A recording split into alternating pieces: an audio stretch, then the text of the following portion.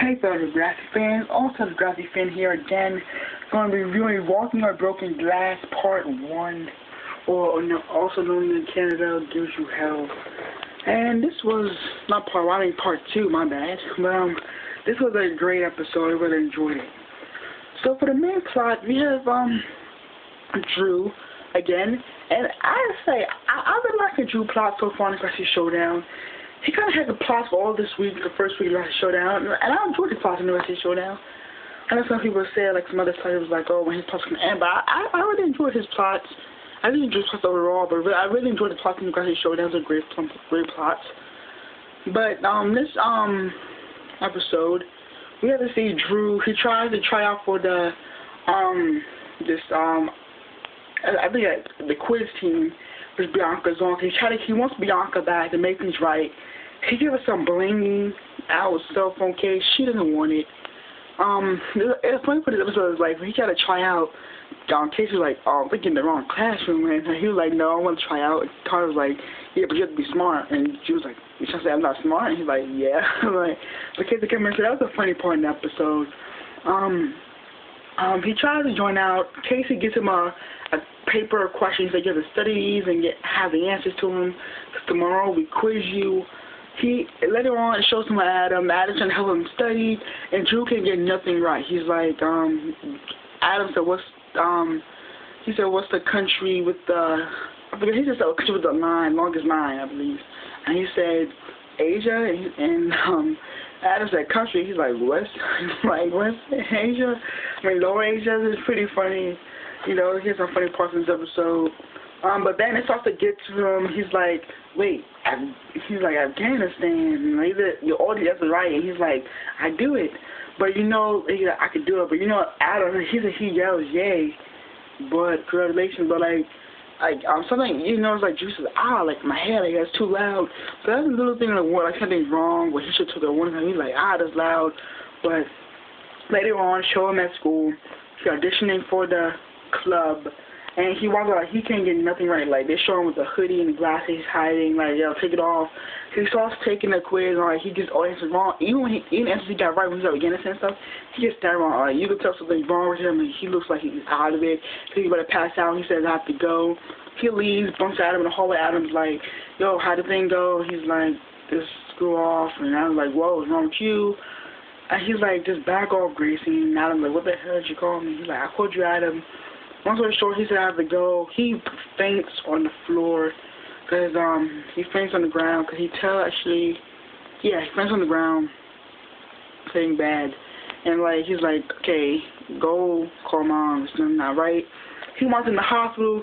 Turns out that he has a concussion from all the times he was hit. Like when he was hit MMA, when he punched like that, or like. Remember back in the episode when he fought that guy in the cage fight he had, when he was kicked and hit in the face, that messed him up right there, gave him a little concussion. Then when he was drunk at the party and coming through part 1, he fell on the ground hard. That affected it, so it made it more, and like it messed up seriously stuff. So she said she had to be serious about that. His mom finally learns that he knew she took out MMA and stuff.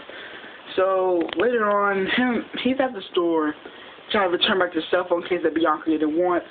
And it's this thief. He steals the iPhone 4S, and Drew wanted to run to him, grabs him, and slams him to the ground.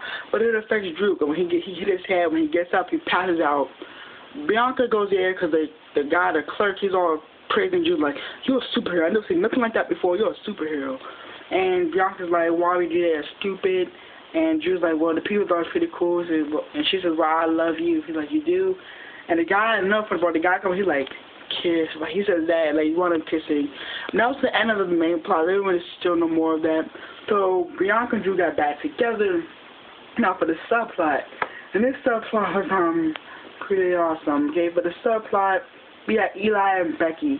And the one thing I liked is I liked how the subplot and the third plot kind of came together in this episode, like how it went together, which was pretty awesome. Subplot, Eli and Becky are still having problems casting the play. Becky wants one thing, Eli saying, no, this is right for the play.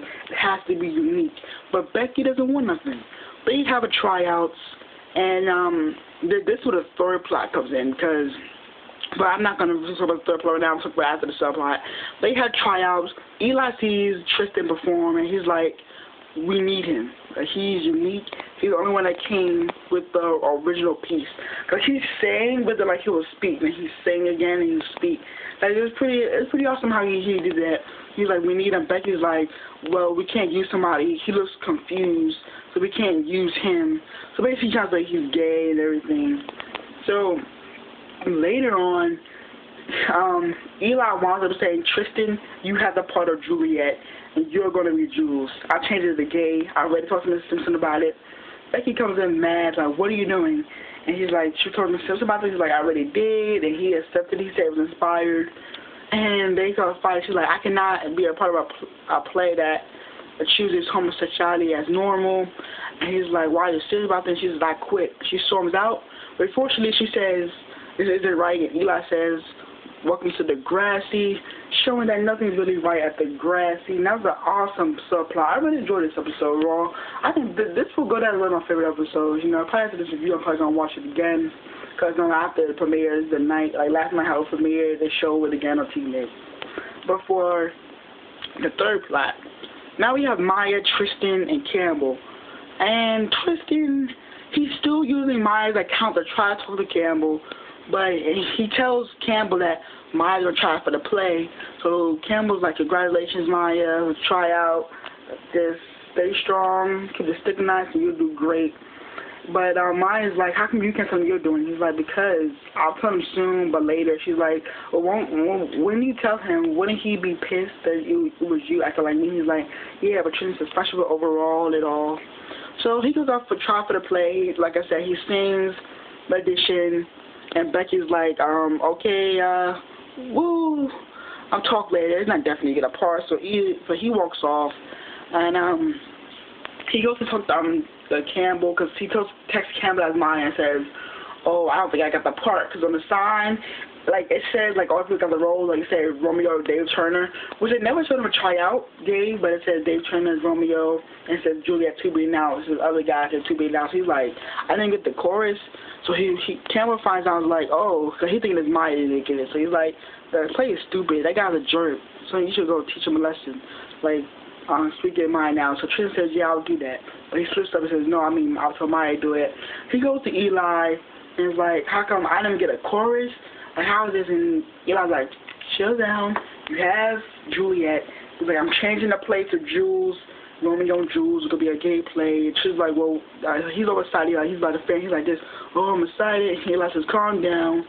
Tristan tells Eli, wouldn't Becky be mad? Because she liked my audition. He's like, hey, this play needs to be special, needs to be unique.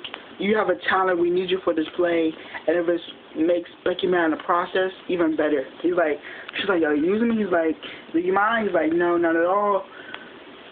Later on, Campbell winds up finding out that Tristan and Maya lied, and Maya tells the truth, and Tristan's like, well, we can still be friends, right? We start anew. And Campbell's like, no, we would never be friends, and never. And he walks away, and Maya says maybe he would come around. And that episode was a great episode. I really enjoyed it. I give this 10 stars. I'm really enjoying Degrassi Season 12, Degrassi Showdown. Like I said, great episode. So comment below, tell me what you thought about this episode, your thoughts. You want to have a conversation about the episode.